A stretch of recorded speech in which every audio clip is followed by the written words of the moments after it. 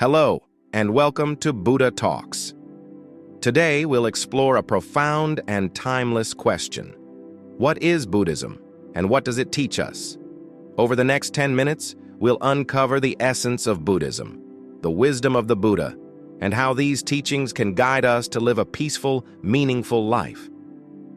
Stick around to discover how these ancient truths are not just philosophical ideas, but practical tools for navigating modern life. Buddhism is more than a religion. It's a way of life, a path to understanding the nature of reality and the human experience.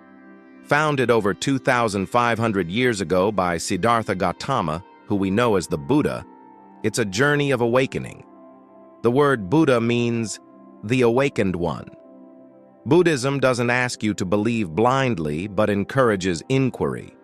The Buddha himself said, "Do not believe anything because it is spoken by an elder, but test it as gold is tested by fire." At its heart, Buddhism is about finding freedom from suffering and cultivating peace through wisdom, compassion, and mindfulness.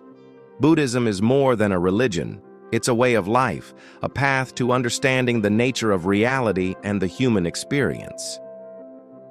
Founded over 2,500 years ago by Siddhartha Gautama, who we know as the Buddha, it's a journey of awakening. The word Buddha means the awakened one. Buddhism doesn't ask you to believe blindly, but encourages inquiry. The Buddha himself said, "Do not believe anything because it is spoken by an elder, but test it as gold is tested by fire." At its heart, Buddhism is about finding freedom from suffering and cultivating peace through wisdom, compassion, and mindfulness. The Buddha began his teachings with the Four Noble Truths, which are like a doctor diagnosing and prescribing a cure. The truth of suffering, dukkha. Life involves pain, loss, and dissatisfaction. This isn't meant to be pessimistic, but to recognize the challenges we all face. The truth of the cause of suffering, samudaya.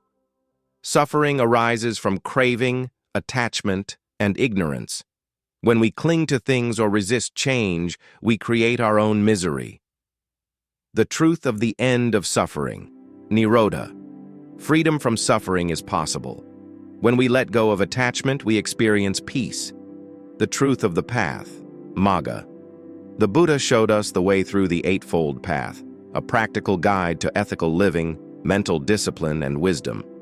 The Eightfold Path is the roadmap to a fulfilling life.